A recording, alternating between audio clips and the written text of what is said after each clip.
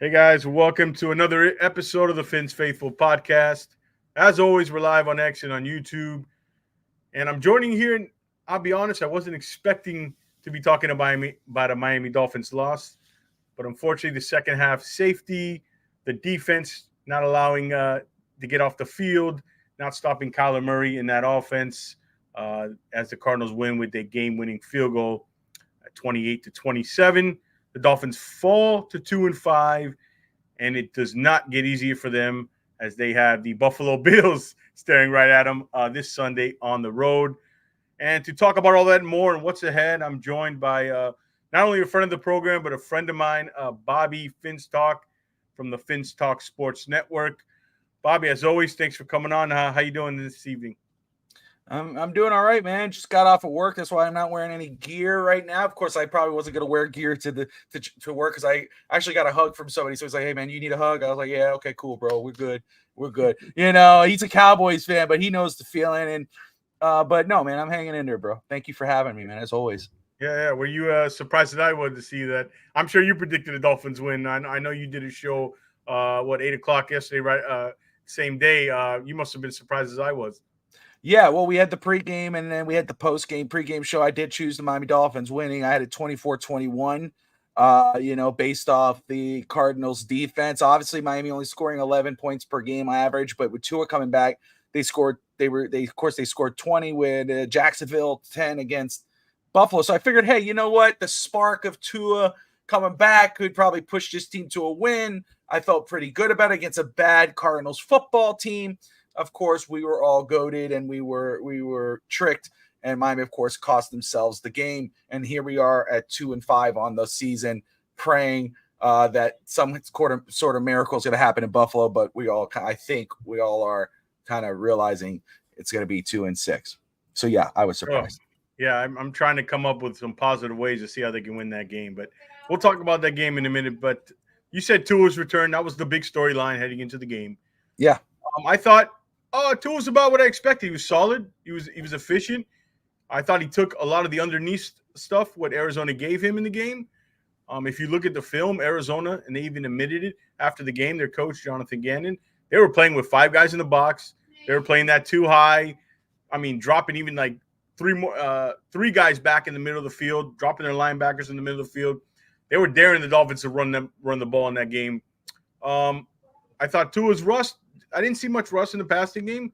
no, I saw more in the ball handling, but I thought he was the Tua we saw. You saw the offense, how it looks with him, how the rhythm and the timing's there, the anticipation throws were there.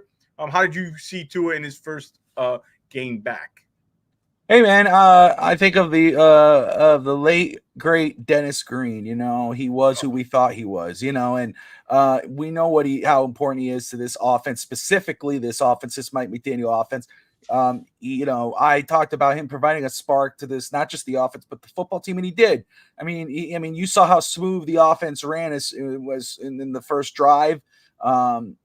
Getting his receivers involved, getting Tyreek involved. Now Tyreek looks like Tyreek Hill. It was everything you would hope for. But also, we talked about, of course, on Finn's Talk, I spoke about how the issues of this football team were bigger than Tua. I said my thought was like, hey, they're gonna win. Eventually, down the season, the issues might creep back up. I did not expect the issues to creep back up this football game.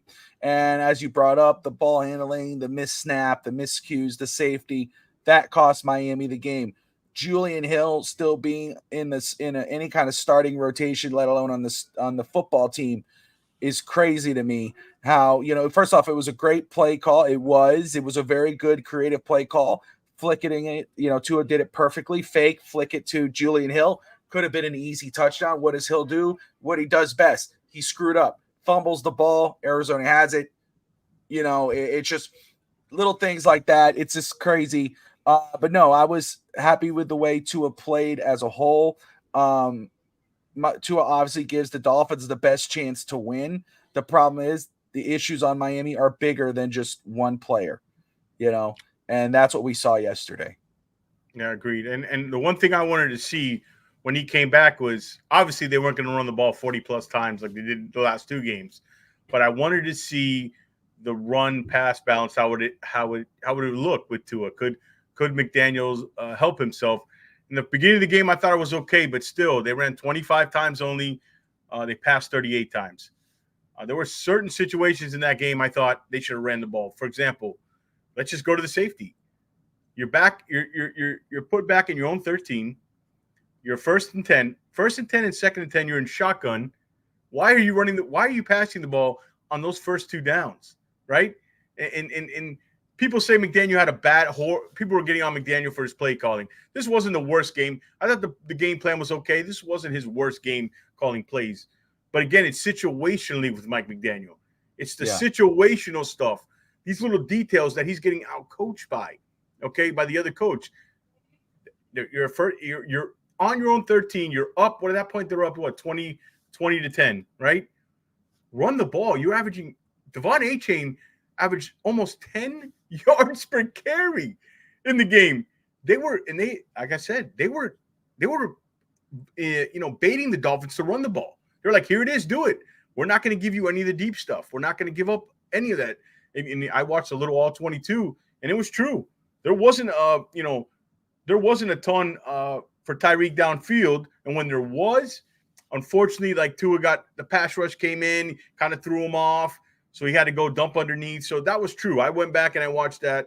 If it was maybe Tua not seeing it or not wanting to go downfield, the times that it was really open, Bobby, it was when just unfortunate things happen, like pass rush or whatever. But back to my point, you should be running the ball in that situation, right? That safety should have never happened.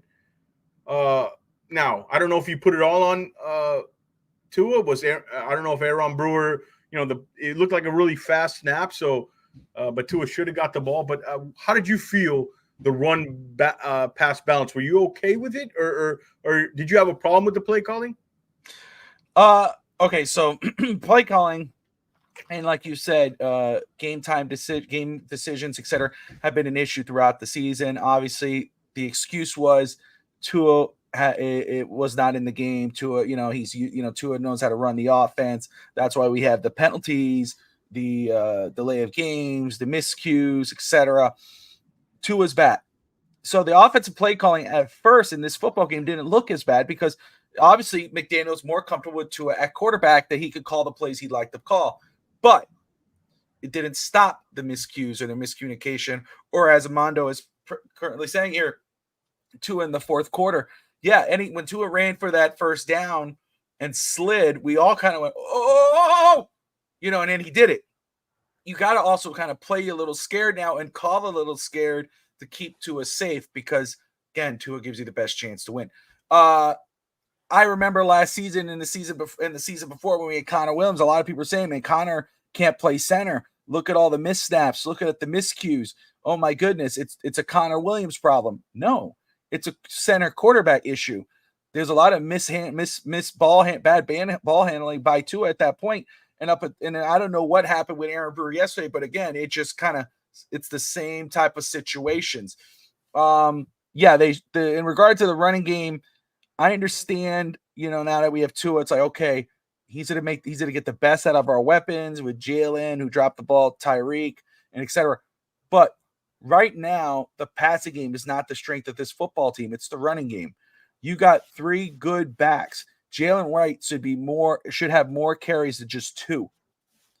That's a game decision. That's a game time decision in regards of during the game that you're not giving probably your best ball handler the ball.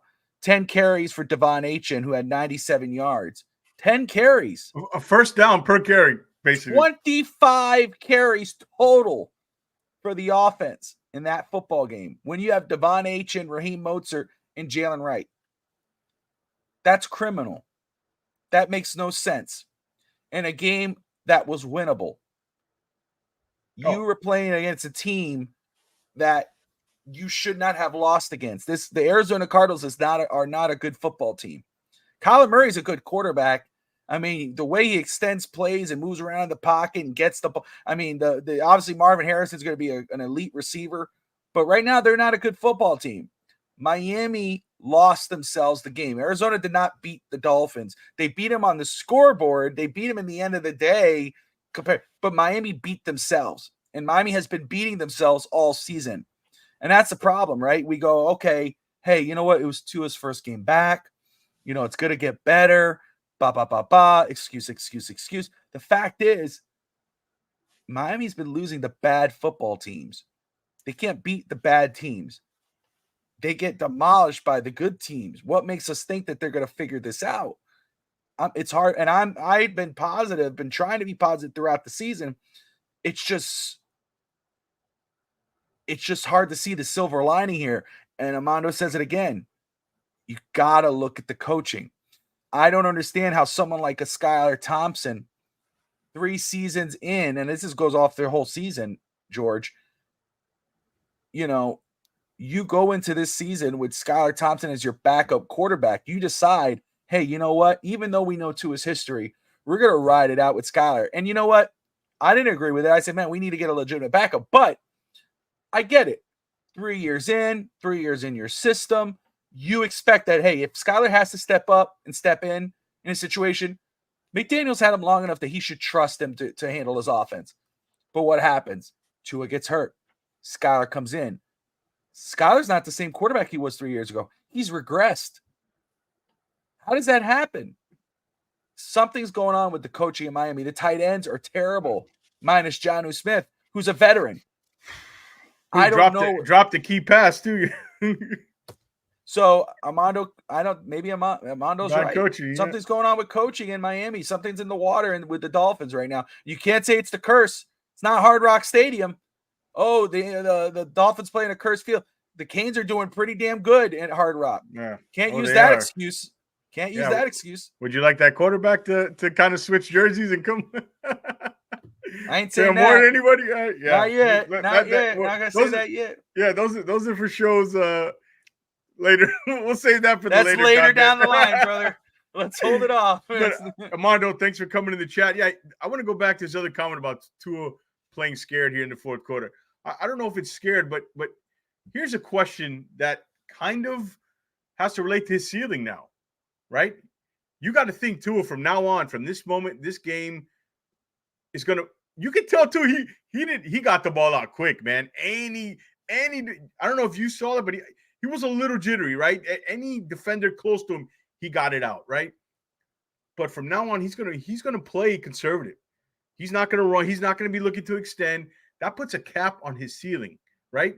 These are the things that we thought Tua has to take the next level. So I think Armando makes a good point, but my point is where's Tua's next level now, right, Bobby? Because if he's not gonna be extending plays and scrambling around or being always thinking about the contact, where have we seen, is this Tua? Is he flattened out? My point is his ceiling flattened out to what he is now. Well, first off, let me just say hello to Bobby over there. The homie's in the house. Love his stuff. Check out his work. Dive Bar Podcast. Everybody check that out. They got big shows coming up this week. Yeah, man. No, he does great stuff. The Dive Bar Podcast. And but no, man. Look, has Tua regressed again? He is who we thought he was, and it's not a negative. Again, could he be more? Abso-freaking-lutely, right? But again, he has limitations, and his injuries are going to stop him now. He has to play that way. So what does Miami do to help him? Again, they gave him this big deal, right? You caution the deal before it happened. It happens. His history. It is what it is. Could he, does he get the best out of your offense? Absolutely. Does he get the best out of their weapons? Of course. He's the best quarterback you have. You don't have anybody else on your roster who's going to do better than him. So what do you got to do to make sure he could survive the season, which is scary to say, because every time he's going to get hit with a sack, extending a play, everyone's going to get nervous. Even the Dolphins are going to get nervous. Tua's going to get nervous. I like what Armando's answer is there. You got to get it, which is like crazy, right? You got to figure out ways to protect them. Quicker plays, like you said, underneath receiver. We hate the screen pass, but guess what? That's going to have to be a weapon going forward. You got to get the ball out quick. but also use your running backs. Run the ball. I know a lot of Cowboy fans are going nuts on Jerry Jones about Derrick Henry because Derrick Henry wanted to go. I was all for Derrick Henry coming to Miami. Oh, but we got Raheem Mostert. We're good, dude. We got Devon Achane. They're not even using him. Devon Achane got hurt again. We got Jalen Wright. We're not even using him. But damn, dude, imagine if we would have had a Derrick Henry right now. Pound the rock, pound the rock, pound the rock. Protect Tua. Do you not trust the guys you have? You got to use your running game. I put it more on Coach McDaniel. I put it more on Chris Grier. What can you do now? You decided Tua was your guy. You decided moving forward Tua was your guy. So now every time he runs or gets hit or everything, you're going to get nervous. So what can you do to protect him going forward? You can't keep adding more players. Oh, let's go. Yeah, it would be great to get a big-bodied receiver, a DK Metcalf type guy. Hey, Brian Thomas Jr. in the draft. Could have got him, but you decided to go get Chop. You know what I mean? You decided to go get Chop. You decided to go get OBJ instead of going getting another offensive lineman. Bobby, don't get me started on Chop, Bobby. I'm just saying. Listen, I'm not hating. I'm not going to hate on Chop right now. I'm not going to call him a bust like Finstanza is because the kid's a rookie. Okay. The kid's a rookie. I ain't going there. We all knew. What did I tell you? What did I tell you when we drafted him? He's not going to get you the statistical numbers. He does other things for you, but don't expect so much from a rookie. We're not playing flag football, Bobby. You got to bring guys down. You got to bring guys down. But who else is doing that? Who else is doing that for Miami? That's my point. That's on Chris Grier. That's on Chris Grier. Yeah. Look at Cam Smith. About Chop. I know. I get what you're saying. I know. You're more of a you believe in his potential and his upside. And I agree. We got to give him time. But let's talk about the other rookie. Where was Mo Kamara? Dude, I liked him a lot the few snaps he had versus the Colts. I thought he was really good. And McDaniel, I'm glad somebody asked McDaniel about him. I don't know if did you watch his presser to see any of it? No, I'm not going to watch any of his pressers. I can't stand listening to him right now. I couldn't. It was hard for me to listen to. And they asked him about Jalen Wright. He goes, and then he said, I'd be shocked if you told me after the game Jalen Wright only had 2 touches. I'm like, well, how about at halftime, kind of take a look at the stat sheet and you realize he probably has like 1 or none and get him involved. Him plus Tyreek had 1 touch in the second half. Polly King 305 shouted. He said Tua looked pissed. I think that means the beginning. Ticked off. Tua was like a surgeon. Once the 9-point lead locked in, it seemed like we stepped off the gas pedal. True, but also look at the time of possession. The Cardinals had the ball in the second half, right? True. I actually think they should have ran. All the Dolphins had to do was play mistake-free, run the clock out. They were up 20-10. Again, we'll go back to the situational play calling at your own 13, calling 2 pass plays. 1 was deflected. You run again out of shotgun, have the safety that puts them 20-12. They get down to score 20-18. Now, however, we did score again, right? So it was 27-18. But let's talk about that. Let's take a look. I'm going to read you, Bobby, the second half possessions. I had it here. I wrote it down for the Arizona Cardinals on offense. Field goal, punt, safety, the safety they had. Then get this. Touchdown drive, 75 yards, 9 plays. Then we head to the fourth quarter. Touchdown drive, 70 yards, 8 plays. Then the last 5 minutes and 1 second of the game, they held the ball, 73-yard drive, 13 plays. I know we want to talk about McDaniel. I know we want to talk about Tua, and there was mistakes. But the defense lost them this game. Their inability to get off the field. And I will give credit to Coach Jonathan again. He outcoached Mike McDaniel the last 5 minutes of the game. What were your thoughts on the defense there, especially in the end of the third, fourth quarter?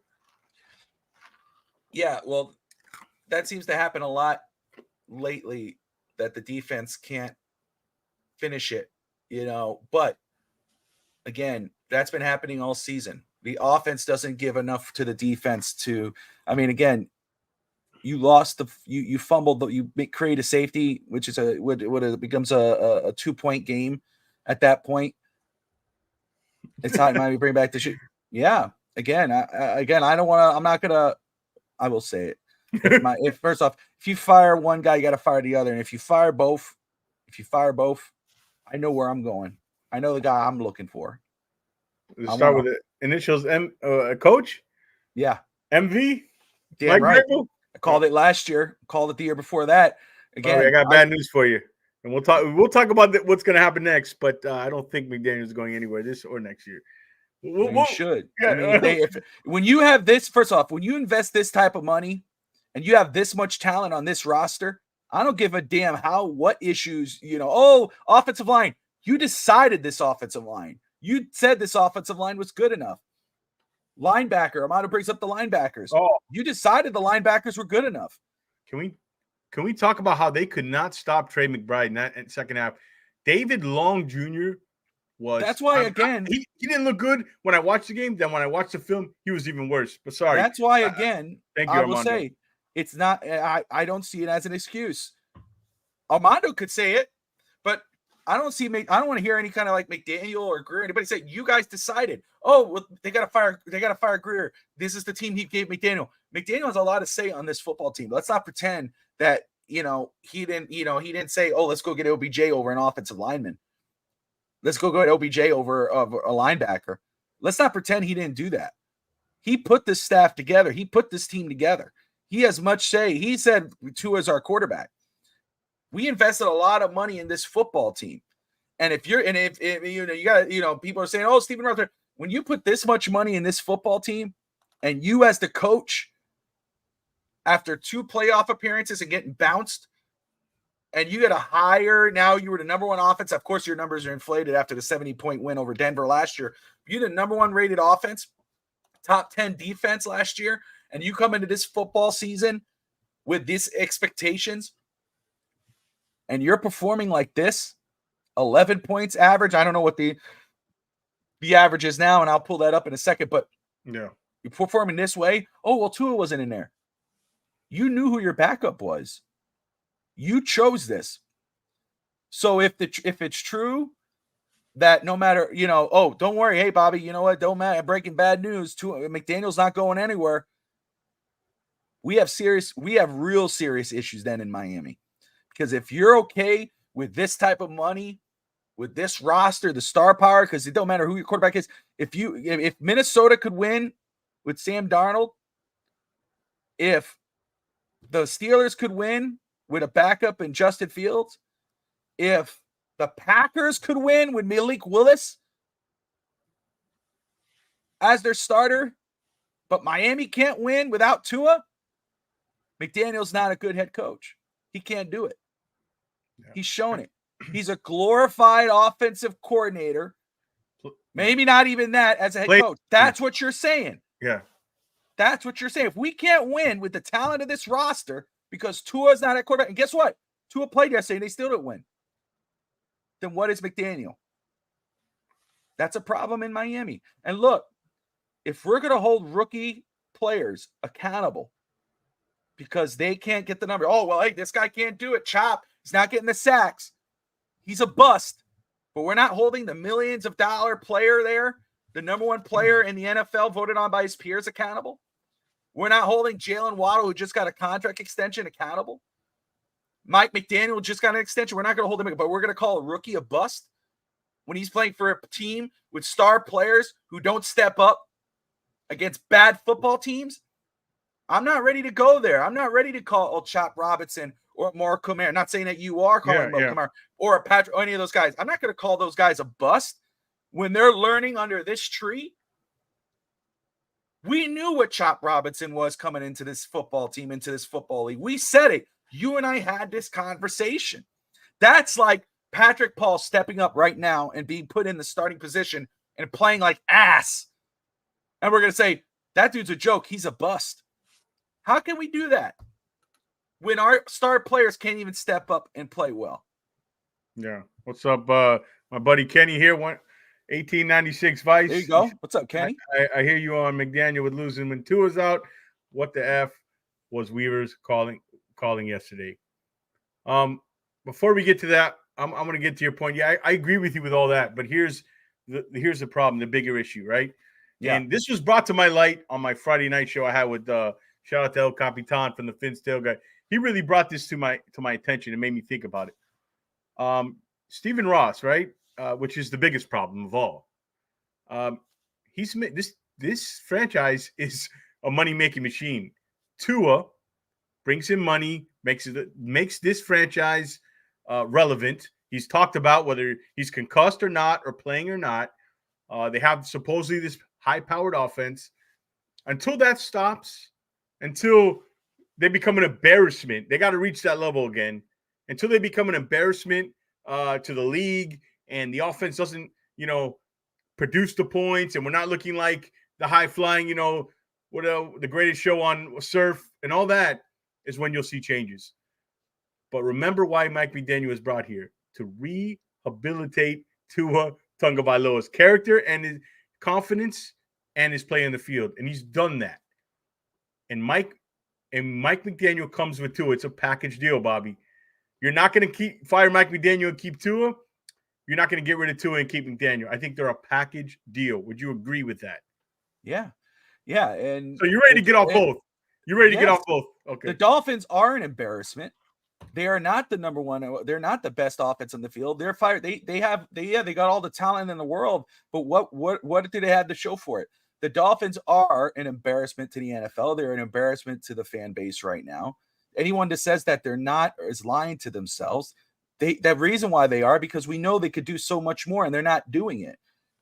The reason why they hired Mike McDaniel. Here's some breaking news, for people, and I know most people know this, and hopefully they do. But breaking news to those who don't: nobody interviewed Mike McDaniel other than the Miami Dolphins. No one, not one team. It was the Miami Dolphins interviewed Mike McDaniel and hired him. That was it. Nobody else interviewed Mike McDaniel other than the Miami Dolphins. The reason why the Dolphins hired him, this is not the breaking news, but it's obvious, was because he obviously said, "Hey, I could get the best out of Tua," and he did. Hey, he gave Tua confidence. Tua, 2 seasons in a row, up into the midpoint of the season, towards December, was an MVP candidate. And you brought it up earlier. He hit his ceiling. The Dolphins hit their ceiling. They can't get over the hump. But hey, you know what? They made the playoffs 2 years in a row. Are they going to do it 3 years in a row, George? Doesn't look like it. Doesn't look like it, does it? How could you invest this much money, this much time, all this effort, and you get this back? Yeah, Stephen Ross is an issue. He starts at the top, right? But guess what? Who opens up their pocketbook every time? Who's the one who he said when Chris Greer comes in and goes, "Hey man, this deal we signed, the cap hit's going to be bad. We need to give this guy, we got to restructure the deal. We got to give him a bonus so we can lower the cap hit." McDaniel, Greer takes out his checkbook, signs the contract, signs the deal. Here you go, give him the bonus. Where Ross fails is who he hires. That's the truth. He's not Bruce Sherman. He's not Loria from the Marlins, who's selling off star players. He's trying to sign every star player. He just has the wrong guy in charge, who hires the wrong people, who signs the wrong players. His fault is loyalty. His fault is keeping guys longer than he should have. Right, and that's exactly why it's not going to happen again. I agree with all your points. I'm not a Chris Greer fan. I know that. I haven't been a Chris Greer fan since he got promoted. And I can go down the list, right? The roster construction is what's been wrong with this team for a quarter century, and we're seeing it again. The roster's caught up. Teams are figuring this offense out, and they're daring them to play a style that they know Mike McDaniel's ego won't let him do, right? They're daring them to run the ball, be more physical. They don't have the players to do it. And B, Mike McDaniel has an obsession with proving and is continue that Tua is the best quarterback in the league or some, it's this whole if he doesn't need to be the best quarterback in the league to win. That is the crazy thing. But this thing, I mean, it seems like, are you putting that much time with Huntley and these other quarterbacks and Skylar Thomas that you do with Tua? No. The next time you bring a quarterback in here, you better treat him like you treat Tua, especially a young kid. You need to teach him how to take over when the boss is out. You're damn right. You're hitting the nail on the head. That's what showed it. I mean, how could Skylar Thompson have 3 years in the same system under you and he regressed? That makes no sense. The roster moves and roster decisions, they're like ignorant that Tua was going to stay healthy. We're not going to sign anybody in the offensive line because we get the ball. Tua gets the ball out faster than anybody. So did you ever think of the day he doesn't? He's not healthy. Oh, shocker! The quarterback who's had what 3 concussions the last few years and a devastating hip injury and thumb injury. Oh, he's going to stay healthy, right? We're just going to be that ignorant, and we're going to think he's going to stay healthy. Dude, it starts with Ross. I know he brings out the checks. I know he's a good owner. He means well. But this notion that he cares about winning a Super Bowl, he cares about his business and making money. And unfortunately, Tua's good for that business. And until that's different, you're not going to see a change. And Tua, what are you going to do? Fire McDaniel, bring another coach in? You bring a Vrabel in? You think he's going to be babying Tua? You think he's going to be babying Tua like Mike McDaniel? No, man. Tua's going to follow McDaniel wherever he goes. For however long Tua lasts in this league. I do think the days of Tua being the starting quarterback on this team are not as far away as people are thinking. And I'm saying probably after next year. I don't know if you would agree with that. I know you're ready to get off both of them now, Bobby. But I just don't think as much as I love it to happen, I just don't think Greer, McDaniel, or Tua are going anywhere. It would have to bottom out where they win 4 games this year, 5 games. To me, they are bottom out. If you don't make if you don't make the playoffs, it's an epic failure. And I don't care if it's 7 wins. I don't care if it's 8 wins. I don't care if it's 9 wins, which I don't know where you can see it. Again, do I think you could win with Tua at quarterback? Yeah, I do. Obviously, again, these issues are bigger than one player. However, I understand the concept, what you're saying, that they're married to each other. First of all, I'm not saying that's right. I'm saying just what the reality is. Yeah. I understand that. Yeah. I understand that. And I get your point too, because of the contract and everything. Oh, he's not going nowhere, blah, blah, blah, blah. Listen, players have signed deals and been traded and moved on for what, and I get the cap. I know it's scary to say and all this whatnot. The fact is these contracts are built the way it is. It's going to be a dead hit. They're going to be cap hits either way. They're going to be dead caps. They're already saying it. Miami's net is $6 million in the cap, not negative. Excuse me. They got to have $6 million in cap. I think. Yeah, 5 or 6 season. Yeah, something like that. 5. You think that's gonna be the same number? No. You know why? Because they're going to move players. They're going to restructure deals. They do it all the time because that's what Chris Greer does.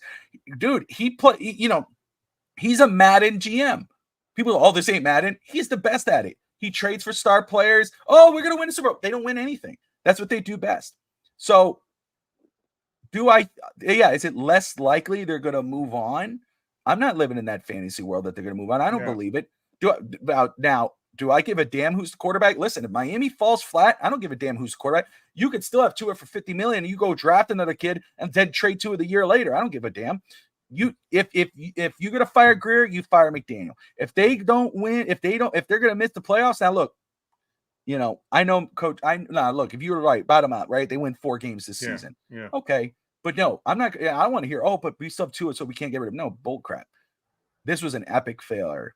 Nobody predicted the Dolphins will win. They'd be 2-5 at this point, losing the terrible teams. Oh, well, Tua wasn't in there. Mike McDaniel and Chris Greer were okay with Skylar Thompson to be their backup quarterback. No, but we should have kept Mike White. Guys, are we serious? Did you not see Mike White last year? Again, if we would have kept Mike White and Skylar Thompson, it still would have been a major issue. No, but what did they go get? What did they do, George? They didn't go get Tyler Huntley right away. They went and signed Tim Boyle. What the hell are we doing here? And they could have had Huntley when they could have had. You could have traded. You could have traded for Sam Howell. You could have got Justin Fields for whatever type of. You could have got Malik Willis. You could have got Mac Jones. They won't do that. You didn't do that. They didn't want. You know why? Yeah, I know why. They don't want. That's a little bubble they have. There's 2 bubbles in the organization, in the quarterback room and the front office, and they didn't do it because they don't want. They liked Skylar Thompson's relationship with Tua, Tua's relationship with Mike White. They didn't want to mess anything up. What's the common? What you said that name twice. What was the common denominator? Why didn't they get a legit backup? Tua. That's right. That's it. Right. Contract year. Before they signed the deal, they didn't want him, yeah. Right. And that's the mishandling. But it's also this. You know what I mean? He's constantly Mike McDaniel's biggest job is constantly to try to keep Tua Tagovailoa and his confidence at an all-time high. He's changed him. Like, whether you like it or not, right? Tua's become a leader. A good one? I don't know the answer to that, right? I'm not in that McDaniel has given him, of course. And again, Tua's a better quarterback with Coach McDaniel, and that's McDaniel has gotten that out of him. There's no denying that whatsoever. Yeah. And again, that's why I'm saying it. Let's say you trade Tua tomorrow. Let's just say for S and giggles, you trade him tomorrow, and you bring in, let's go mid-tier guy, any guy. I don't give a damn. Any guy do you think of? Give me a mid-tier quarterback. Mid-tier quarterback. Andy Dalton. Let's say Bryce Young. Let's say they get Bryce. He's upside play. Now I wouldn't say mid-tier. But still, you trade Tua to Carolina, right? You bring in Bryce Young. To the guys who think that if we trade Tua, and it's gonna be all right in the world. You still have Coach McDaniel as your coach. Does he give you any real faith that he's gonna turn it around with another quarterback? No. This issue is bigger than Tua Tagovailoa. It's Chris Grier, it's Coach McDaniel, it's the depth of this football team. O-line, and guess what? It's like, but this is what they're dealing with. No, they decided this. Their fingerprints are all over this roster, all over this team. Again, you could have got a Brian Thomas. You could have got any other. I don't have the draft board in front of me or anything like that, George. But you and I did a lot of homework on this draft. On the last draft. Graham Barton. Graham Barton. Should have been the pick. Right? Yeah. I was shocked. You and I were banging that table. I was shocked. You were watching on the clock. Yeah. How many times? I'm not hating on Duke. I mean on our Chop. It's okay. You can hate on Chop, Bobby. No. But what I'm saying is, he would not have been the pick if I was sitting there. Yeah. He would have been Graham Barton. Yeah. But we're more worried about the offensive line than they are. Coach McDaniel and Grier believe the offensive line was just fine with Leon Eichenberg and company.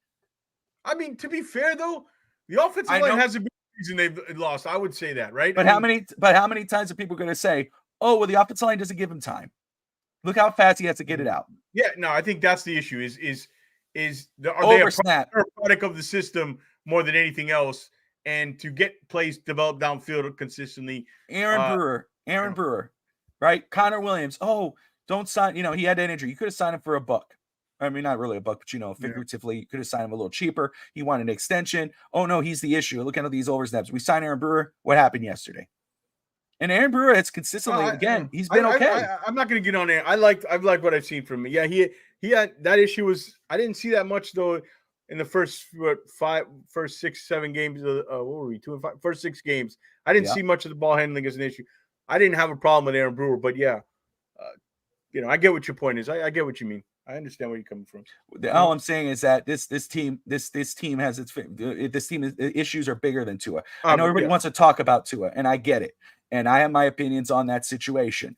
But Tua gives you your best chance to win. He continues to give you your best chance to win. But we're not going to do a lot of winning because the issues with the Miami Dolphins are bigger than Tua Tagovailoa. That's the fact. There is nothing Miami could do right now unless somehow, some way they found it with their will to win when the players you've paid millions of dollars start to step up and demand more of their football team, demand more of their head coach. They're not going to do anything. I'm not going to put it on the rookies. I'm not going to put it on the quarterback.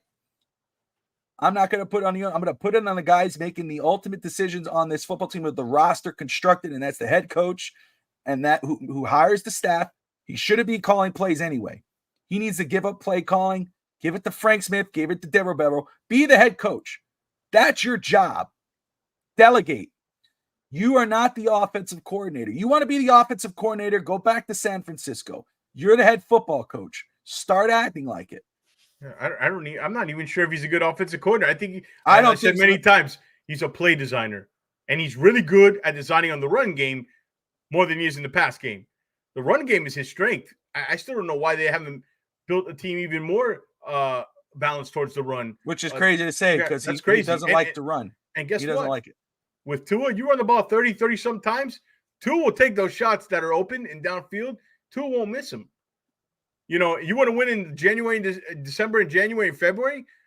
That's the way to go. But he refuses to do that. They built a speed, they built a finesse team, and quite frankly, Chris Perkins told me this, and I thought about it a lot. He goes, when they run the ball and run it well, does it translate to winning?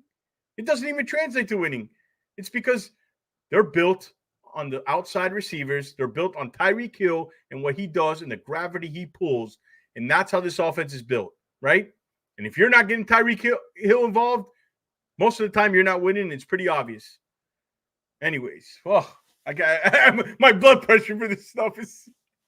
Anyways, we're joined by Bobby Finstock. Guys, hit that like and subscribe. Come join us. Also, check out Bobby's stuff at the Finstock Sports Network. Make sure you subscribe to his channel and all his stuff that he's going on. All right. Here's what I would do, right? Here's what I would do with the Tua situation, right? Because I'm gonna try to be realistic. All right. Walk with me here, Bobby. All right. All right. Walk with me. Tua's coming back because this team's kind of stuck. That's the problem. I think they're kind of stuck. I know you said that, they can create more money. That yes, they can put stuff down the credit card bill, push it down for later, all that good stuff. You bring Tua back, draft the quarterback round 1.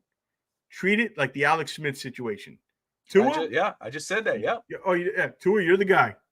Okay? You're the quarterback, kid. Don't even think about it. You're not playing this year. Learn everything. McDaniel, treat him like you did Tua when he got here. Have the same philosophy. Pretend you got to build this guy's confidence up, okay? Pretend he was coached by Brian Flores for 4 years. I don't care what you got to do, right? Sit down with him and spend as much time as you do with Tua, okay? Because you still shouldn't have to be spending as much time with Tua now. You've already gave birth to him and put him out, and he's moved out of the house and all that good stuff. Tua knows what he's doing now, right? He's proven in this league. He knows the offense in and out. I don't know who the quarterback will be, if it's Shedeur Sanders, the kid from LSU, Carson Beck, whoever, right? Cam Ward, whoever. Treat him in there, bring him in, put him on the clipboard. If the kid has to play because Tua gets hurt in week 5, the kid has to play. But treat it like that situation. Don't be naive and think that Tua is always going to be healthy. Even if he stays healthy the rest of this year, go in to the offseason like he's not going to be, because it's only a matter of time, unfortunately, before something happens again to him. This just has a feel of something that's going to end in a disaster. And you can see it. I can see it. We live this story, right? We live this Dolphins story. We already know what's coming. We already know what's at the end of the movie here. I already know what's coming. You already know what's coming. But what are they going to do? They're going to wait a year or two long to realize it. And we're going to sit here till 2028 until Stephen Ross is no longer the owner. And we're not going to win. But that's what I would do with Tua, because I'm being realistic that he's going to be here next year. McDaniels too. Is that how you would do it? So if, first off, that depends on how Tua does the rest of the season. If he continues to be a solid quarterback, spending a first round pick on a quarterback would be a tough sell. If he got hurt again and missed a handful of games, then you go get a first round quarterback, and you got to keep Tua for the season after. I do it either way. Third round pick. Now, let's say he's solid, whatever. Then I'm all about drafting early, get a guy back there and raise him up. And because you got to think about it. If he's solid throughout the season, wasting a first round pick is going to be a tough sell. But I think you get a solid backup. And I'm saying like a starter caliber backup comes in right away. He gets hurt again. That's when you do the Alex Smith route. Can't get rid of the deal. Now, again, could you? Yes. Is it a tough sell to get rid of that deal? Absolutely. Can you do it? Other teams have done it before. But being realistic, no. You say, okay, Tua got hurt again. We've seen the writing on the wall. We're going to use a first round pick. Well, let's say we have a top 5 pick, whether it's Cam Ward out of Miami, who's playing great. I mean, that game against FSU was something else. Carson Beck, Shedeur Sanders, whatever is your cup of tea. You go get him. You sit him back. You sit him behind Tua. Let's Tua start the season. You let this kid sit behind. That's only if Tua cannot finish the season. He finishes the year. He's solid. You still go get a legitimate backup quarterback. you still go get a legitimate backup quarterback. I just don't know who that is. The backup quarterback. We don't know what it is until it's available. That's always the same question. Oh, but who's going to be available? We don't know until they are. But look how many backup legitimate quarterbacks were available this offseason nobody thought of. Sam Howell, Mac Jones, Justin Fields, all these, Sam Darnold, who turned something out of nothing, nothing out of, whatever. There are guys that came out of nowhere that ended up that won their team's football games. Now Sam Darnold's probably going to get a starting job next season. They drafted J.J. McCarthy with the projection of him starting. Sam Darnold comes in, and of course they lost, but still, Sam Darnold comes in and he's looking like, holy crap, this dude could be a legitimate quarterback. You look at what Justin Fields did in place of Russell Wilson. Russell Wilson still wins when he comes in, but they won. Jordan Love goes down. Malik Willis, a third-round quarterback who was, again, his situation, can't blame him, but was considered a bust in Tennessee. What does he do? He goes into Green Bay. He wins football games. He comes in again. He wins again. Coaching is the issue. Injuries at quarterback is an issue too. Don't get me wrong. And you and I both know off air where we stand on things that I've been throwing out there. But what I'm saying to you is I'm all for what you're saying.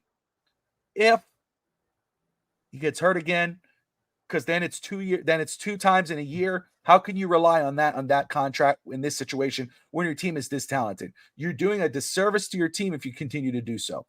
So goes down again, you can't rely on him. That's when you say, you know what? I gotta bite the bullet. I gotta use that first round pick. Even if he remains healthy throughout the season, he plays solid, highly unlikely to make the playoffs.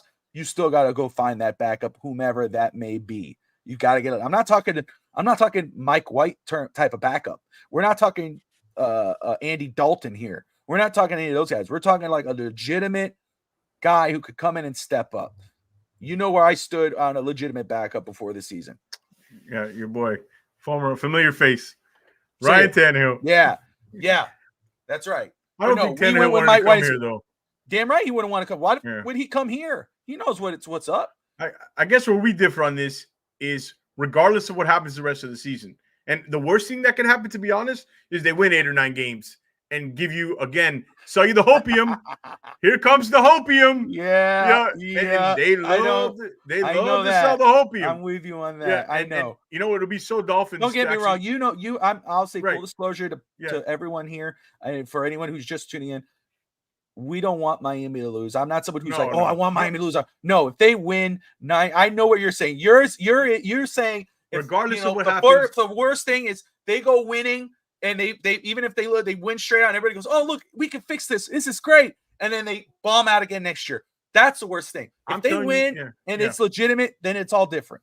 I'm telling you, if they made a miracle, made the Super Bowl, regardless, my number one priority in this offseason is QB2. Number one priority. I think if Tua stays healthy the rest of the year and is average, or he's I'm all about QB2 as well, but it's young. What I'm saying is I'm all about QB2 as well, but it's 2 different QB2 situations. Yeah. Injured again, then you do that, what you were saying that, remember, like you said, Alex Smith type, Patrick Mahomes, Alex Smith, Colin Kaepernick type of situation. Or you go the other way again. If he remains healthy throughout the season, finishes the season healthy, decent throughout the season, you still could get a strong QB2, whomever that may be. But but it's not wasting a first round. You're saying you rather maybe go for an offensive guard or something in the first round than wasting. Only if he remains healthy and he continues to. No, but I'm with you. If he gets hurt again, or he completely craps the bed, you go get another quarterback in the first round. You financially invest. I would go in the draft, because you can get. First of all, I know everybody's saying this draft, and I had Ryan Roberts on, who I suggest you watch that show. Everybody, that guy is top notch in the drafts. I mean, he spends a lot of hours watching film. This quarterback class is not great, right? But there are guys there, and sometimes when they're not great, there's guys that you can get in the range that the Dolphins might be picking, because you only know we're picking 15th overall, right? That's the Dolphins, right? We're going to be picked dead in the middle. But wow, you have high expectations. Yeah. I guess, or 12th, right? So I guess you're saying financially, I don't know how they could do both. You're already spending this much on Tua. What are you going to go spend? A good backup is what, $10 million a year? I'm saying it's cheap. How much was Sam Darnold being paid? Yeah, What about what about Sam Howell or Mac Jones or Justin Fields? Right. Do you have confidence in them identifying that Sam Darnold? Because I didn't think Sam Darnold was going to be Sam Darnold. I didn't know. I didn't mind Sam Darnold. I was all about getting a guy like that. Again, a veteran backup who's played in this league and a starter at that point. There was a lot of guys that I was calling out that Miami. I mean, again, I'm not saying I knew. What I'm just saying is, yeah, I did. But no, I don't have confidence in Chris Greer. I don't have confidence in Mike McDaniel whatsoever in regards of, no, show me, again, Jalen Wright is, I give kudos to that. I loved him. I liked him coming out of the draft, and I love what he's doing. And I think he's earned the right to be RB1, RB2 right now. He should have way more than 2 snaps. That's criminal. That's wrong. That makes no sense to me whatsoever. And I'll even go further on that. Why was A-Chain not out there when Raheem Mostert was out there in some of these critical third quarter and fourth quarter snaps? You got to let Devon A-Chain eat and cook, man. 10 carries. He was averaging a first down. His average is almost a first down per. How many snaps did he get at receiver? What did he do? I think he had 6 for 50. Receiver. And a touchdown. So that's the thing about Devon Achane. First of all, that's what I love about Devon Achane. First off, he should still have more than 10 carries, no doubt, right? But Devon Achane is one of the stars of this football team, and he will continue to do so as long as he remains healthy. But 10 carries, 97, and then 6 for 50 and a touchdown. That's what he's great at. But think about that. You can put him at back. Then you split them out right. You put Jalen Wright back there. You have a good combo. You got Raheem Mostert behind them. Run some 22 personnel with both of them back there. I have no problem if you're using. What it is. Yeah, I have no problem using A-Chain as more of a receiving threat and giving Jalen Wright the carries. Then you get the both. I like Mostert. And not taking anything away from Mostert. Mostert is a solid vet, 2 touchdowns on Sunday. I get it, but let's be real. There is no reason why Jalen Wright should have 2 carries at the way he's playing. Yeah, 2 carries and 1 touch for Tyreek in the second half. That it just somebody in the booth's got to be telling you, hey man, like Frank Smith, hello, Daryl, somebody, hey, this guy only has 1 touch, man, or we only have 2. Like, does somebody do that in up top or let him know? Because I mean, I can understand McDaniel's busy calling the plays. Once the play's called, he's already, looking at the next play. I mean, I could understand that, but who else is there to help him? You know what I mean?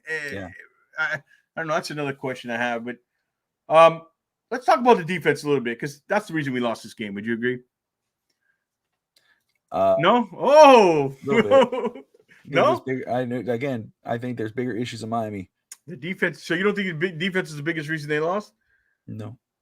The coaching. All right. Okay. Coaching's the reason they lost that game. Okay, so I guess you kind of threw me off. I was expecting you to say, yeah, George, defense was the big. You just messed up my whole transition there. No, but you go for it, brother. Tell me. Okay, so here's I have a bigger question here. Yeah. I never totally bought the defense was as good as everybody was saying. Could it be? I agree with that. Now, to be fair, they've had a ton of injuries. Zach Sealer, Chubb hasn't been there. And by the way, it doesn't look like Chubb's coming back this year at all based on the tone ACL of plus or something like that. Do I got to never heard of that before? I never heard of that before. I thought that was a streaming service, but okay. Phillips out, and it did have some secondary issues with Kahoo and who else was out? Storm Duck, but whatever. And Holland got hurt. But I just think maybe it was the product of them facing like Mason Rudolph, Anthony Richardson, Will Levis. I don't consider Trevor Lawrence that good of a quarterback. How many good quarterbacks? Anthony Richardson, I don't know. Did I say him? I don't know how many good quarterbacks they've really faced. I think we kind of maybe were a little misled. They definitely were a top 5 defense. That's why I can't blame them.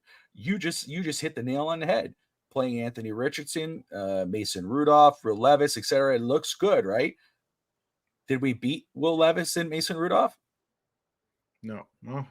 Did we beat Anthony Richardson, who throws interceptions every week? The defense played well enough for them to win that game, I thought, though. I mean, but the fact is that they didn't win, though. They didn't win. So now they go against a better quarterback. All of a sudden, the flaws start to be shown. We're going to look at them. But who put this defense together? And who's coaching this defense right now? And I know Anthony Reaver's the coach, right? And I'm of the defense stuff. But again, you got to look at the head of the table there, which is Coach McDaniel and Chris Greer, what they put together. I can't blame the defense because You called it before the season. We talked about it. I said, hey, you know what? I can't hate the guy because I believe in the kid. I think he's going to offer something different, and it's going to be a long tool. You and we talked about Patrick Paul. That was another pick that you were like, dude, I'm confused by that pick. Yeah. You know what I mean? I'm just saying. But we both had this conversation off air before, and I was saying I can't hate on him because I could see what the pluses are. But again, Graham Barton should have been that pick. You could have gone in round 2 and gotten oh my goodness, who's the other kid that we were discussing in round 2 for edge rusher? Either way, they didn't do that. They decided to roll with this, and so what happens? You knew Bradley Chubb wasn't going to start the year. Most people didn't think that Jalen Phillips was going to start. He did. What happened? He's out again. Out. You go into this season with Mo Kamara, who didn't even play, Chop Robinson. You bring Calais Campbell's done well. Yeah, you decide not to re-sign Andrew Van Ginkel. Well, Andrew Van Ginkel, that's a difference. I think he wanted to go to Minnesota. I think he wanted to go back. Yeah, I've heard that he wanted to be closer to kind of the Midwest. But no, but the point taken though, you lose Andrew Van Ginkel. Who replaced him? Who did you get to replace him? You signed Shaq Barrett, who retires before the end of the start of the year. You know, that's why, like, again, and I know you're saying, like, oh, you know, defense costs us game because, hey, guess what?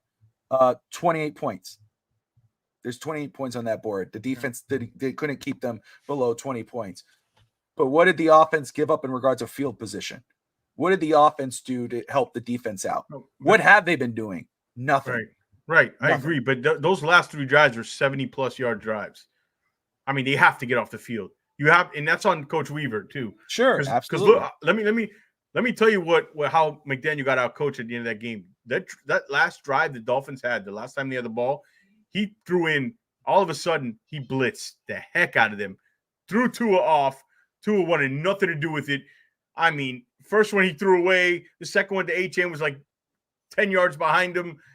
That was a great play call by Jonathan Gannon. I mean, sometimes you got to tip your cap again, but another time, which is how many weeks have we said? How many weeks? McDaniel's being outcoached. Yep. And he was outcoached at the end of the game. They didn't blitz a ton. I don't remember them. Do you remember the Cardinals blitzing a ton?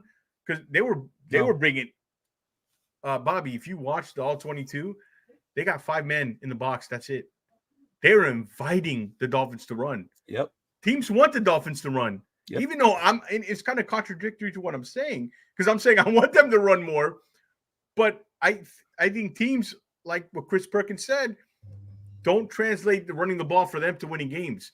If they're not doing the stuff to Hill, well, they know what. Again, what's the strength? They know a mistake's coming. They know make the Dolphins put plays together on offense. Make them have 10, 12 play drives. The Dolphins are doing too much. They're trying to do damn much. They're trying to get cute. You know, again, I can understand. I'm all about using your weapons, Tyreek, you know, having him come around, fake, do a handoff, do different things. You got the weapon to do it, but you're doing a little too much, and you're outsmarting yourself. You're not that smart. Slow it down. Simplify the offense. You have too many weapons to be this inept. It doesn't make any sense. Teams are inviting you to run because they know you're going to screw it up. If you say, okay, you know what? Waddle, they'll get a penalty. Penalty. There'll be a pre-snap penalty. They'll fumble the snap. Yep.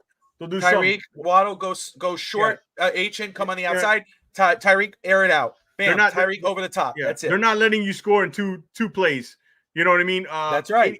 70-yard touchdown pass, two play, 84-yard touchdown drive. They're not letting you do it anymore. That's why I said every time I'm special. doing keys of the game on pregame, I'm saying short, sweet, and to the point. Simplify the offense. Stop trying to be. But they're not built for that. But they were. That's the problem. It's a finesse team. So that's again. What does that come back to? Roster construction. We're at the same problem. Right. So we're at the same problem. So what do we expect is going to happen? It's going to be the same result. Bobby, you know what's going to happen, right? They're going to win 9 games. They are. And they're going to sell you they're going to have some narrative in the offseason to sell you. What are they going to do? They're going to go sign. It's not that you believe it. It's that you just it's because it always happens. Yeah. I know what you're saying. Yeah. This is something I wouldn't do. You're not going to sell me the whole. Okay. But let's do this. Let me ask you this. Okay. 9 games might be pushing. Let's go 8. I know, but let's see. Let's try to talk ourselves into them winning a game. Buffalo at Buffalo next week. The Buffalo Bills. That's a loss. I mean, Okay. yeah. 2-6. I'm even worried about the Rams game now. Well, okay, let's say the Rams, right? On a normal daytime, you go, okay, the Rams. First of all, here's the kicker. You could say any time during the Rams game. You could say Cooper Kupp could be out, Puka Nacua could be out, Matt Stafford could be out. You're you know saying what's any the killer? team is, You know what's the killer of that game? It's prime time. It's a Monday night game. It's a Monday night game, right? Yeah. 2-7. 2-7. We're looking at 2-7. Hey, like now, what did Tua say? Did you find it hilarious when he said, "Oh yeah, a long time ago we were 1-7 and we came back"? Like he's not mentioning Flores. I'm like, dude, he's mentioning. Oh yeah, I know. I got. My guy Steve kind of brought that up to me earlier. Yeah. He said he complimented him without even knowing. You complimented him, yeah. Go ahead. I didn't mean to cut you off. Raiders. Winnable game. Right? So let's say 3-7. Let's say they win that game. Let's just say 3-7. That's what I'm saying. Cool. 3-7. Now you got the Patriots again. Let's say they win. Patriots just beat the Jets, right? Kudos to them. Jets are. I had a Jets fan on post game yesterday. Russ Morgan does our baseball podcast. He says the Jets are he's totally done with them. But this is in Miami. 4-7. All right, 4-7. We've won 2 in a row. Yeah, holy crap! Good job by you doing that. Yeah. Now we got Green Bay. We got the Packers in Green Bay. Oh no. Prime time. We don't have to discuss that. That's a loss. 4-8. Okay. Now you got the Jets. We get the Jets Miami. game. We get the Jets game. I say we split. I've always said we've split that series. That's how I stand. Okay. So let's say we're 5-8 right there. Okay. 5-8. I say we get both Jets games. In my scenario, we're getting both Jets games. Even though it's cold weather, I don't like that Jets team at all. I told you. Remember when we were on with Hank? Hank loved the Jets. I did not buy into all that stuff. Not to throw. Shout out to Hank. A lot of guys were buying into the Dolphins. They aren't anymore. Trust me. Jets fans are saying the same thing about Miami right now. Yeah. So I have it split 5-8. Okay. But we'll do both scenarios there. Yeah. Then you got at Houston. That should be a loss. 5-9.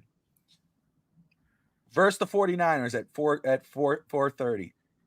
The Niners aren't. I mean, they're not a great team in Miami. That could go. They could win that game. I mean, I would lean towards probably a loss, but they could win that game. My sake, let's say it's a win. Let's say it's a win. You're smoking the hopium. Let's say it's a win. All right, so I'm play it out. Let's say it's a win. Okay, it's a win. All right, so that's what? What are we at now? 5 and. No, you're at 6. Let me get the schedule here. Okay. So you had Buffalo, that's a loss. We're 2-6. Rams, Buffalo, LA, Green Bay. So 2-7 at the Rams. Raiders, we win. We're 3-7. Patriots, 4-7. Loss. Green Bay, 4-8. Jets win. I said 5-8. Texans lost 5-9.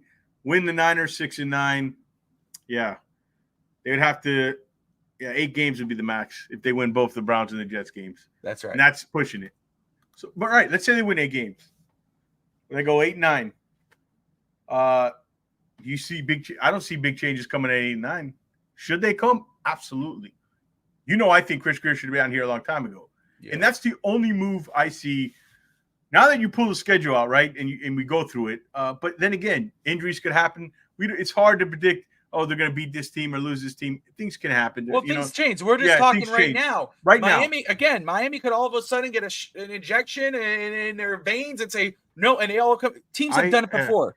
Teams have done it before. We're going based off what we've seen throughout this football season, and not only this season. What happened last year? This is carried over. This is not just all brand new information. Right. Yeah, it's not like I think it's more of what I think. Just as being a Dolphins fan, that will happen. If I truly think what will really happen, it's probably a 6-7 win team, right? That's what I truly believe. It's crazy, man. But the worst thing that can happen is getting to 8 wins, or even playing, even bunching. Let's say they beat the Rams spot. I mean, it's possible, right? Anything's possible for sure. I mean, it's possible they beat Buffalo next week. Let's talk about Buffalo. Yeah, Buffalo. Look, legit. Like realistically, can we say Miami beats Buffalo? No, Miami is not giving you any kind of evidence that they could do it, even at their best on all cylinders. But it's the AFC East. Rivals compete better. Miami, it's in Buffalo, but still, it's in early November. Could it happen? Yeah. Sure. Will it happen? Right. Just to be clear, I've been vaccinated from the hopium. Okay, I have a vaccine shot of the hopium, so I'm not buying. I think you got to get one more though. I need one more. Just one more. I'm due for another one. The second shot. I only got the first shot. But I just think that's just would be the funniest thing ever if that happens. Not the worst thing ever. Because I think for the most realistic shot we have is if Greer goes and they bring in somebody else. Or I've heard though, if Greer goes, Brandon Short gets promoted. That's kind of going to be like we did something, but not everything. You know what I mean? Well, that would be so Dolphins, right? Yeah, that is Dolphins. And I could see now that scenario, Bobby, even with 8 wins, if they overachieve with 8 wins, that scenario could happen, right? They could. But I mean, can I be real with you though? Yeah. Can I be real with you? Don't tell me you like that. Oh. No. I prefer to, again, like I told you, clean house. Fire one, you got to fire the other. I agree. Or you let the new GM say, hey, you know what? We're not going to roll with this. Don't force McDaniel on the new GM. Don't do that. It's what they did. They've never done a complete reset. But if exactly, I know that. And that's why I said it has to be complete reset. I don't give a damn who's quarterback, who's what. You need to change it up. If you do that, you need to change it all up. However, let's say Miami does the Miami thing and they go, okay, we're going to go with Brandon Short. We're going to push up the silver lining. The only little sliver of silver lining that you and I would be able to say is that it's different than Chris Greer. Maybe, just maybe Brandon Short does something just different. But I'd rather say just clean house, start fresh. I know a lot of people are saying Louis Riddick. I'm not there. Yeah, I'm not a big TV guy. Every time I look, somebody goes, I saw somebody write Louis Riddick, Mike Vrabel. No. You know, I'm not big on Louis Riddick either. I don't get what the whole don't get me wrong. I love listening to him. I think he's one of the smartest dudes to listen to and all this one. But I was like, you see the Mike Mayox of the world, who was one of the best draft analysts. Look what he did with the Raiders. I'm not big into TV people being the thing. Let's not fool. There's other guys in this league who are deserving of this opportunity. I'll give you. Sorry to cut you off, Bob. No, you're good, bro. I'll give you an example here. Go up north to Sunrise, talk to their owner. Look how that franchise changed the Florida Panthers. They found the guy to make the right, bold decisions, and Bill Zito, their GM, right? Not afraid to go on a limb, not afraid to take chances, not afraid to change when he knows the bigger picture. He doesn't have a team that can win the ultimate goal. This is what you said it earlier. This team lacks the person to make the right decisions. And I just don't have confidence in Stephen Ross, to pick him, or for him to hire the person that will make or for Stephen Ross to make the right decision. That's the biggest thing. It's not a franchise quarterback, Bobby. It's not an offensive lineman. It's not a franchise left tackle. It's finding the guy to head this franchise and make finally the right decisions and not just hitting on some draft picks or not. It's more than that. It's, you know what? Hey, we're getting off Tua. You know what? I know it's coming. You need we're a guy. Tua. Ross needs to stop going after guys that make him comfortable. Right. And go after guys who make him uncomfortable. Yes. You know, you're still the owner. You're the boss. But you need a guy to tell you, Mr. Ross, I know you love him. I know you like him. You want to do right by him. We can't rely on him. I'm going to cut him. I'm going to trade him. Who's the guy protecting the franchise? Guy. Who is the guy? It's not in that building. Because building. Because why? What's Greer's last hope? What's his last David Grace? In this rebuild is Tua Tagovailoa. You think he's going to admit that mistake? No. If he does that, he's done. Like what? No matter how comfortable he is, he's done. Right? And then you're also admitting the Mike McDaniel mistake. Bro. Yep. Yeah, you have 2 coaches. I think you're right on the money. I think you're right on the money, bro. I think we're both trying to get to the same path, but we're different ways to get there, right? All right. So I guess we'll wrap it up here. What's your thoughts on people talking about them making trades or anything? They're not selling players off. Greer's not going to admit his mistakes again. If anything, they'll probably try to bring a rusher in, but most likely I think they stay put. You don't see them doing anything. They win. They might be a potential buyer. If they lose, I don't see them selling. I can't. It's hard for me to see it selling because you just signed these guys. I could see it at the end of the season. Yeah, I could see it at the end. If you clean house, maybe. I could see it at the end of the season.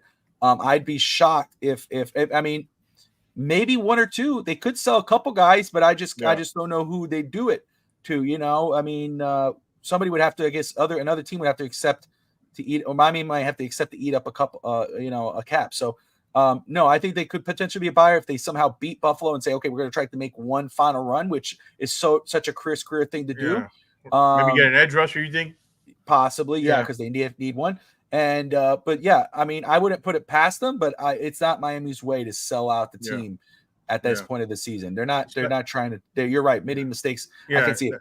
Would I be against it? No, not if they lose next week. I wouldn't be against it. I think the overall theme is we need guys bring somebody in. We need guys at the top to make the right decisions. I think that's the overall theme. All right, Bobby, any predictions on Buffalo? You got a win coming up, or quick recap? Oh, did I answer that? Yeah. No. How about this? A path to we win. What do you think? Quickly, just your thoughts on the game that's coming up. That basically a path to beat Buffalo. The season's on the line.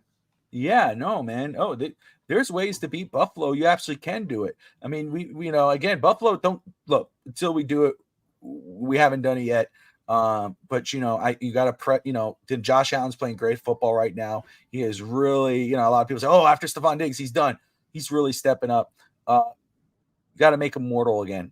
Do what you did to Tom Brady, even though I'm not comparing Tom Brady to Josh Allen. Pressure him, make plays, force him out of the pocket, force him to make mistakes, make him uncomfortable in regards of defense, eliminate his weapons, make it a run game for them, even though, and then in regards of offense, I keep saying it, short, sweet, and to the point. Dinks, dunks, get it done. Run the ball, control the clock, kill it. And then again, penalties, turnovers, win that game. I don't want to see penalties. I don't want to see and Julian Hill cannot play. Julian Hill plays, we lose. I'm just kidding. Sorry, Julian. I'm just but I mean, I'm not, but I am. It's obviously something they see in him because they keep playing. I mean, I know. I don't know. And again, I hope he proves everyone that he's worth it. I'm rooting for anybody who wears a Dolphins uniform. I really am. But again, there's other guys I think that deserve more time because he has not done it. I hope. I mean, he catches a game-winning touchdown. I'll feel great for him. I don't want to see guys fail. I don't want to see them fail. Yeah. I want to see them succeed. I love when I see players do the Alec Ingold's one of my favorite players on this team. I hated when he fumbled twice. I'll call him out on it. He's one of the vets. But I love when I see guys succeed. I'm not all about, but no, Julian Hill hasn't done enough to be on the field. So I mean, and I don't in regards of not playing, but no, yeah, those are my keys. It's okay. Julian Hill sucks. We know it's all right. Yeah, we're passionate about this team, and we're just I'm objective, man. I've been following this team for 30 years. I'm objective. I call it like I see it. Yeah. And so it's not to be negative all the time, but there's not much positive going on with the organization right now. All right, Bobby. Guys, make sure you like and subscribe to the channel. Also, check out Bobby's channel over there at the Finstock Sports Network. Bobby, plug your stuff, man. What you got going on this week, and where can everybody find you? Yeah, man. No, again, FTSN Finstock Sports Network on YouTube. George, thank you always for having me on, brother. I appreciate you and your friendship. Yeah. But you guys catch me on FTSN. Finstock today on Saturdays with Fish Tank Hank. Sundays, post-game, pregame for the Miami Dolphins. Catch me on Wednesday nights on East 10th Street Boys. We got No Holds Barred on Saturday nights as well. If you love wrestling, East 10th Street Boys, we cover everything from Miami Heat, Miami Dolphins, everything in between life. We cover wrestling, we cover baseball with On Deck on Wednesday nights, college football. We got the Canes Wear podcast. And if you guys love the Miami Hurricanes, if you're 8-0, 9-0, whatever. My brain is all fried right now. But they just beat the hell out of FSU. It was awesome. Their fifth ranked best team. Cam Ward is probably the Heisman Trophy winner right now. Canes Wear. If you love the Miami Hurricanes, you want Canes Wear. You want Miami Hurricanes gear, Dolphins gear, Marlins, Heat, Panthers, South Florida, anything South Florida. Go check out Canes Wear, 2655 South University Drive, and they do a great job with the Canes Wear Daily Podcast, the Canes Wear Official Podcast, of course, Touchdown in Paradise. And then, of course, if you love fantasy football, Once Upon a Sunday on 3 days a week. So we're busy. We're keeping it real. We got a lot of cool other stuff coming on the channel. So check us out. And as always, George, thank you for having me on, brother. It's always great to have you. Please, check them out, guys. Not only like our channel and subscribe, but also check them out because it's not just football, guys. They cover everything over there. All right, Bobby. Thanks for having me on and having you. Thanks for coming on. It's been an hour and 14 minutes. I was not expecting to go that long, but when me and you start talking, the time flies. All right, That's right. As always, guys, stay Fins faithful. We're out.